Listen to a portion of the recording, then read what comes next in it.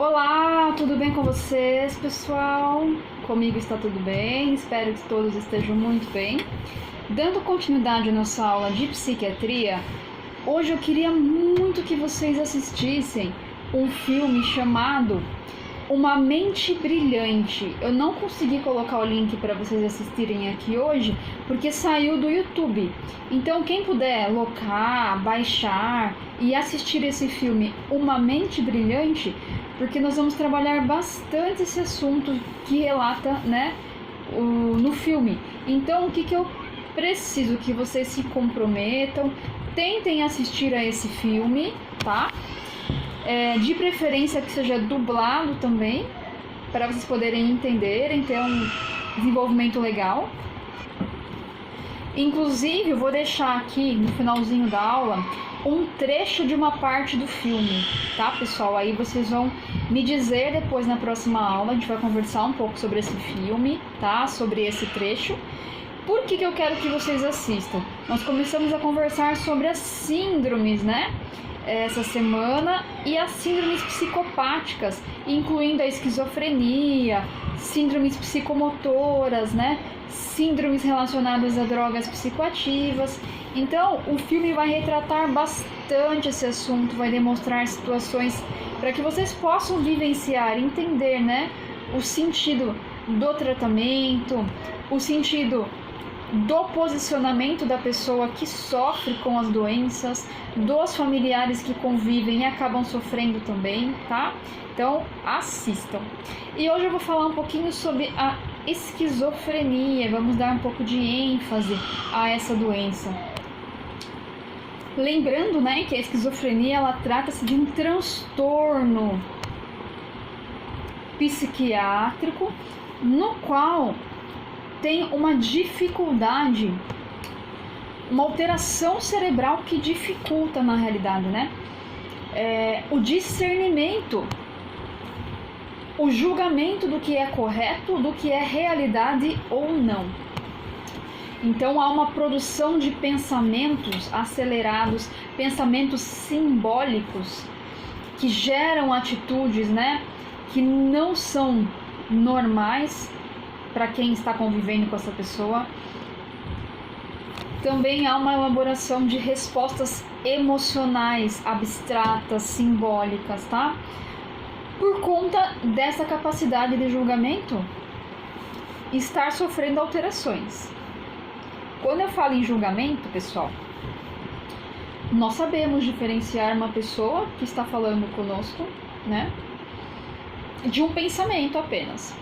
Então, quando a pessoa conversa, um amigo, um colega, um parente, a gente sabe que ela está ali. Como que a gente sabe que essa pessoa está ali? Porque eu consigo tocá-la, Eu consigo ter uma interação física com essa pessoa.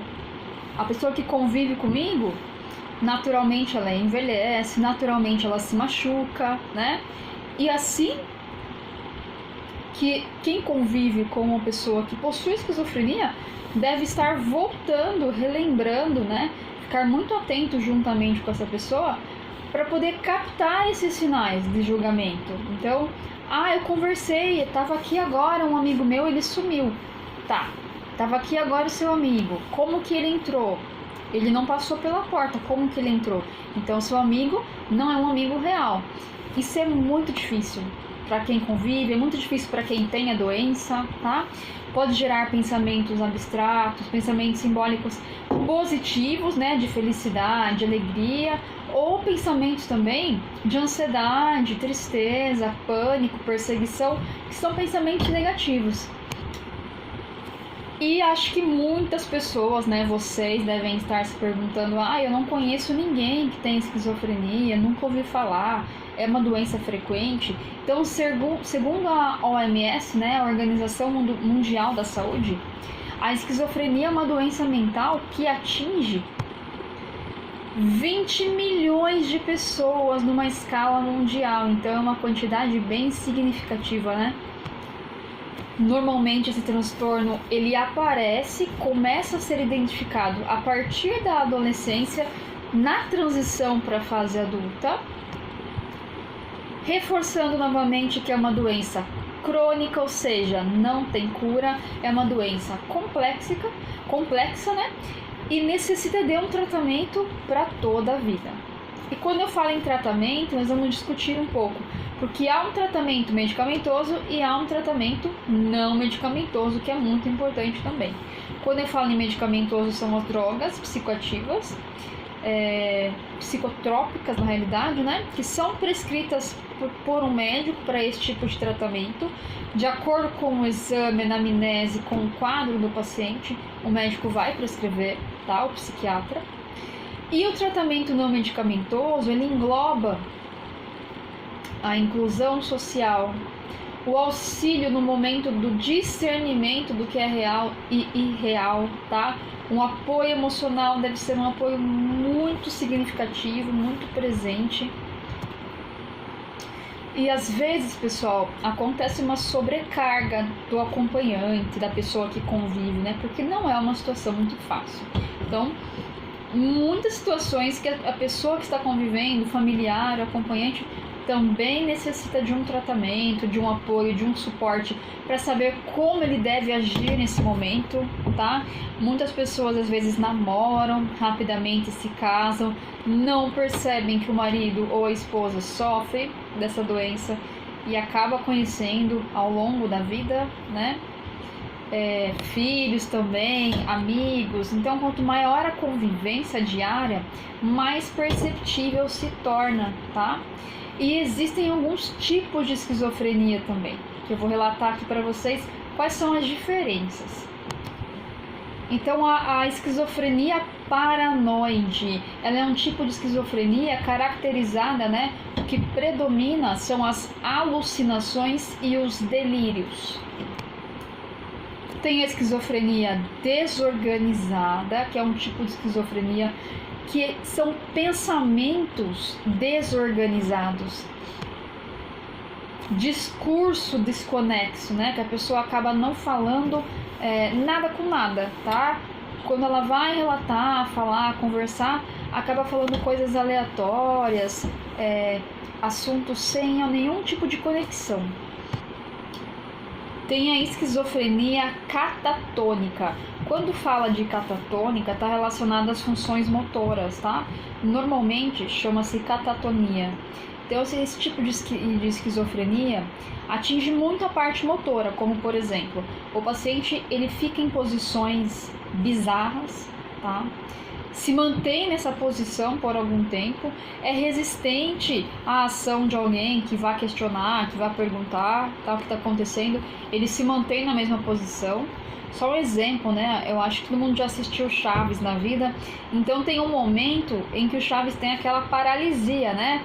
Que falam com ele, conversam, mexem, não resolve, ele permanece naquela posição por vários minutos, né? Várias horas. É como se fosse isso, tá? E tem a esquizofrenia simples, em que a pessoa ela não apresenta delírios, alucinações, mas ela sente-se incomodada com essa interação social. Então as pessoas parece que fazem cada vez mais menos parte da vida diária dela, do convívio social. Ela sente vontade de se isolar, de se afastar, não quer interagir com outras pessoas do seu convívio, da escola, do trabalho, né? De dentro de casa. Ela vai perdendo a sua afetividade, o afeto pelas pessoas, sentimentos diversos, né? Vai perdendo a capacidade de interagir com outras pessoas. E a longo prazo, né, progressivamente, o que vai acabar acontecendo? Prejuízos na sua capacidade de se relacionar com pessoas, prejuízo na capacidade e desempenho ocupacional, tá? Trabalho, estudo, convívio. E na vida social também, amigos, família, tá? E muitas vezes, o que acaba acontecendo como consequência desse tipo de situação? A pessoa acaba andando vagamente pelas ruas. Acredito que muitas vezes vocês já se depararam com histórias de pessoas que desapareceram, que fugiram, né? Pessoas falando sozinha na rua, pessoas isoladas, tá? e a gente acaba julgando, falar, tá sem teto, né? A pessoa não tem condição nenhuma. Mas muitas vezes essa pessoa ela veio de uma família que tinha condições, tá? Por conta da doença, de todos esses sinais e sintomas progressivos, ela acabou se tornando, né, um ambulante de rua, denominado como morador de rua, que anda vagamente, sem rumo, sem sentido, não interage com as pessoas, tá? Acaba falando muito sozinho, interagindo muito sozinho. E, infelizmente, acabam ocorrendo esse tipo de situação, tá, pessoal? Com relação às causas, não teve nenhum estudo ainda científico que comprove uma etiologia correta, né? Uma causa. Então a causa normalmente ela é desconhecida, envolve alguns fatores cerebrais, bioquímicos, né? Relacionados aos neurotransmissores, as vias cerebrais. Então ela pode ser considerada uma doença química, tá? Outros fatores, como os genes da pessoa, né, o fator genético também pode contribuir, hereditariedade, né, contribui, se os pais tiveram, tá, irmãos, mãe, então isso também pode contribuir, avós, o meio com que essa pessoa vive, tá, então se esse meio que ela vive é muito estressante, de repente, é submetida a situações de estresse, de agonia, de insônia. E é importante lembrar que esses fatores aí de relações vitais, né, fatores emocionais, eles não estão relacionados. Eu sou uma pessoa muito estressada, posso, né, desenvolver a esquizofrenia? Normalmente esses sinais e sintomas estão relacionados como um ponto de gatilho. O que é isso? A partir desse momento que começa a florescer, a aparecer a doença que estava lá quietinha, tá? Por meio de uma situação estressante, por meio de um choque de realidade. Então é um ponto de gatilho, tá? E não uma causa propriamente dita.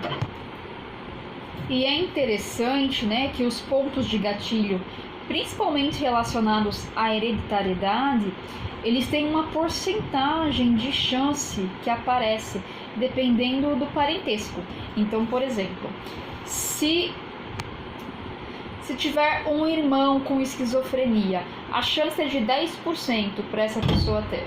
Se tiver um irmão gêmeo não idêntico com esquizofrenia, a chance vai para 18%. Se tiver um irmão gêmeo idêntico com esquizofrenia, as chances são de 50%, então aumenta bastante, tá?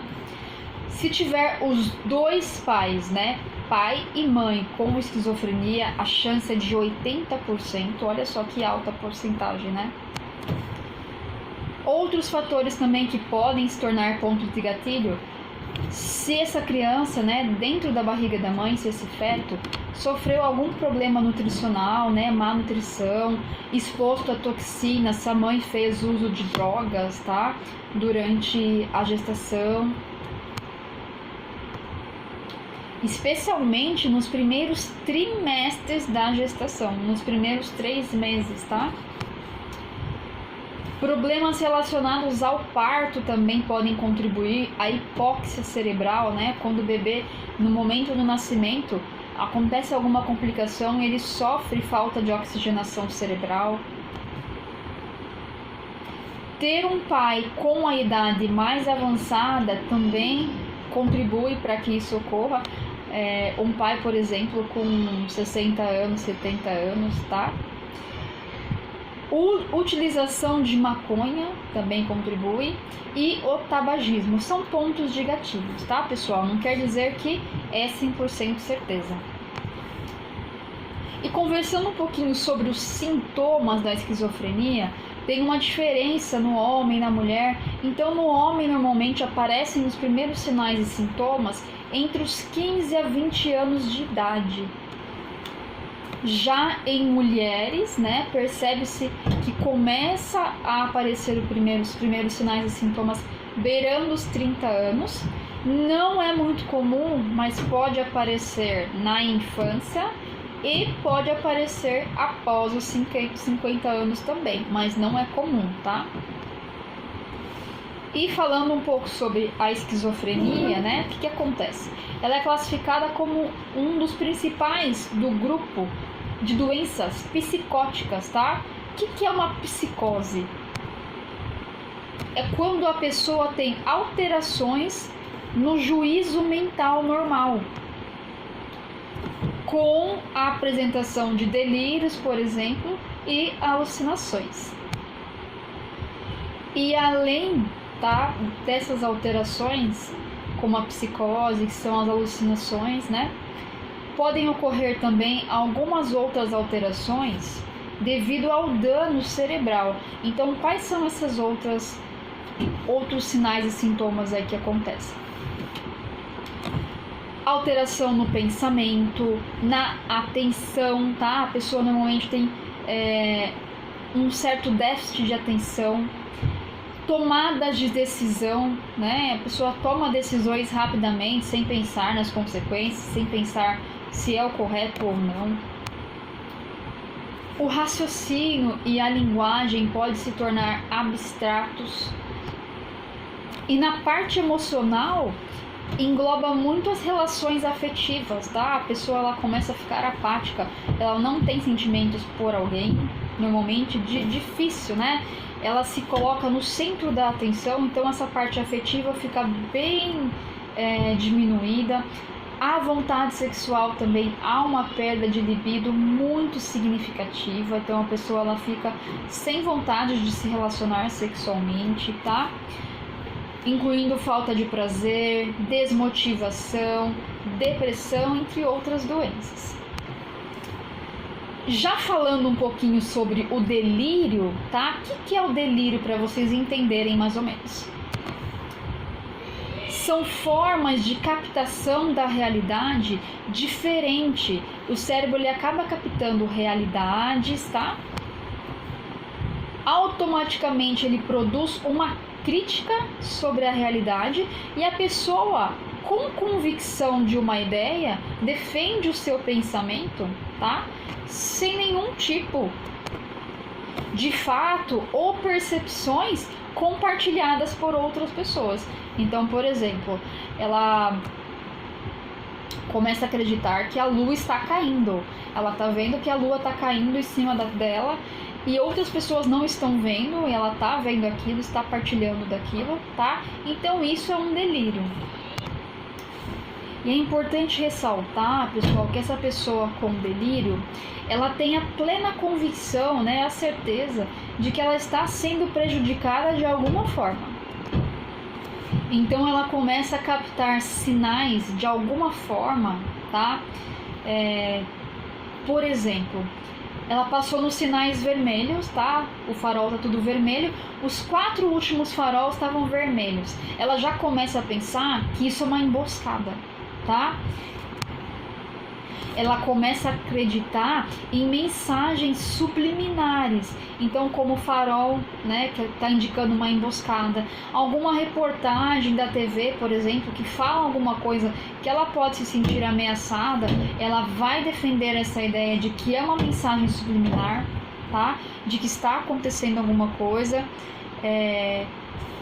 E o interessante é que muitas vezes os acompanhantes, as pessoas que estão próximas, elas acabam acreditando, né? Acabam acreditando que seja uma verdade, de tanta convicção que as pessoas apresentam, tá? Então, vou dar um exemplo muito comum que eu já vivenciei várias vezes na profissão. Pessoas que acreditam que vacina é o meio com que o governo tem de acabar com todos os idosos, de eliminar, de propiciar a morte dos idosos. Então a pessoa, né, alguns idosos que eu atendi já, que tinham essa convicção, que eles não faziam uso da vacina porque eles acreditavam que era uma maneira do governo acabar com a vida deles, tá? Então, esse tipo de situação que se enquadra aí na esquizofrenia, nessa parte do delírio, tá? Normalmente, o fundamento do delírio, né, gera aquela convicção de que estão sendo perseguidos, tá? De que estão sendo submetidos algum tipo de vigilância, estão sendo vigiados por alguém, tá? E de repente, se eles se sentirem realmente ameaçados, podem partir até para uma agressão física, tá?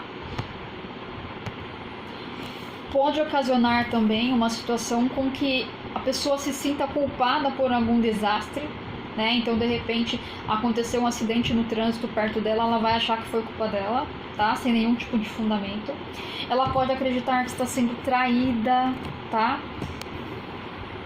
Tem muitos delírios também que estão relacionados com infestações no corpo. Então essa pessoa começa a observar que tem vários insetos, parasitas pelo corpo inteiro. Ela começa a se debater, começa a rolar, gritar, pedir ajuda. Isso é muito comum também. E com relação ao pensamento desorganizado, é interessante vocês perceberem que normalmente ele vem acompanhado de uma fala desorganizada. Então a pessoa começa a falar coisas sem nenhum nexo, tá? Para os médicos, por exemplo, essa incapacidade da pessoa falar, né, de maneira compreensiva está relacionada a algum dano cerebral que impede a pessoa de formar uma linha de raciocínio, de pensamento lógico, tá? Então, para eu falar aqui agora, primeiro eu estou pensando no que eu vou falar. Quando a pessoa ela começa a falar desorganizada, o pensamento está desorganizado. E como que fica fácil essa percepção? Quando a gente começa a entrevistar o paciente, né? A conversar, faz uma pergunta, ele responde totalmente outra. Ou responde a perguntas sem nenhum fundamento, sem nenhum nexo, tá? Então esse que é o pensamento desorganizado. E pode também vir acompanhado de habilidades motoras desorganizadas. Então movimentos excessivos, tá? Sem nenhum fundamento, comportamento anormal, posição anormal. Então muitas vezes o pensamento ele vem desorganizado e a postura da pessoa também, tá? E isso é bem perceptível. Então, muitos pacientes às vezes chegam para conversar, eles estão assim, né? Ou faz uma postura bizarra, solta, ou fica assim, tá? Ou assim. Então, diversos tipos de posturas aí que indicam essa parte motora desorganizada também. No adolescente fica um pouco difícil perceber, tá? Alguns sinais e sintomas. Então, se atentem quando esse adolescente ele não quer interagir, ele não quer socializar. Tudo bem, pessoal, que hoje em dia, né, por conta da comunicação, dos celulares, dos computadores, né, de toda uma vida, uma existência virtual, a tendência é os adolescentes estarem bem mais alienados, tá? Então, meu filho só fica jogando videogame. Não quer dizer que ele tem esquizofrenia, tá? Fiquem tranquilos com relação a isso. É um dos sinais que podem estar indicando, tá? Problemas para dormir, tá? Como insônia, queda do comportamento, do desenvolvimento dentro da escola, falta de motivação, humor deprimido. Só que assim, existem outros problemas e outras escolhas que também vão causar esses sinais e sintomas. Então, é necessário, né, toda uma anamnese, um contexto, antes de um julgamento final, né, de um diagnóstico. E é importante lembrar que o que difere bastante a esquizofrenia no adulto e no adolescente é que no adolescente as alucinações e os delírios não são frequentes, né? Pode não haver também, e quando há, não são frequentes, tá? Essa questão de delírio, eles estão menos propensos. Agora, as alucinações visuais são mais comuns, então eles começam a ver coisas, tá? E aí vai depender de como será a reação desse adolescente. Então ele começa a ver pessoas, animais, situações, começa a ter alucinação visual. Então essa é né? Além de todos os sinais e sintomas que eu comentei, fiquem atentos a esse sinal importante, que daí vai realmente indicar se há presença, né, da esquizofrenia ou não. E mesmo assim é importante todo um diagnóstico, todo um acompanhamento para ter a certeza, né? Acompanhamento médico. E é importante falar um pouco do acompanhamento médico sempre que houver necessidade, tá? Como que vocês vão orientar a esse paciente a buscar auxílio com um clínico, com um psiquiatra ou um psicólogo, tá? Essas 3 pessoas estão capacitadas para auxiliar, para acompanhar, para fechar um diagnóstico, para tratar, tá? Então, normalmente é um psiquiatra quem faz, né, esse fechamento, esse acompanhamento. Mas um clínico pode receber, pode atender esse paciente, encaminhar, e uma psicóloga, né, um psicólogo também podem fazer parte dessa equipe multidisciplinar. E nós da enfermagem também, tá? Como um tratamento, um acompanhamento, um auxílio no momento de identificar, né, os sinais e sintomas. A enfermagem está sempre mais perto do paciente, né, principalmente em períodos de internação. Então essa é a função da enfermagem, e prestar todo o apoio emocional que essa pessoa precise, além dos cuidados físicos, medicações que for necessários para ela, tá? Os médicos normalmente vão solicitar uma tomografia, uma ressonância magnética, tá? Outros exames aí de imagens cerebrais, e fazer todo o procedimento necessário para poder fechar o diagnóstico. Pessoal, por hoje nós ficaremos por aqui. Vou finalizar deixando um trecho do filme Uma Mente Brilhante, tá? Eu quero que vocês cliquem aí nesse link que eu vou mandar e vejam, tá? É um link bem rapidinho, acho que tem 1 minuto mais ou menos, bem rápido, mas lá passa toda uma ideia, uma compreensão rápida do que realmente é a esquizofrenia, do que realmente esse paciente está precisando, do que ele está sentindo. É como se você se colocasse no lugar desse paciente por esses 1 minutinhos aí. Então, terminando, cliquem lá, tá bom? Muito obrigado, gratidão. Um beijo para vocês, até a próxima aula.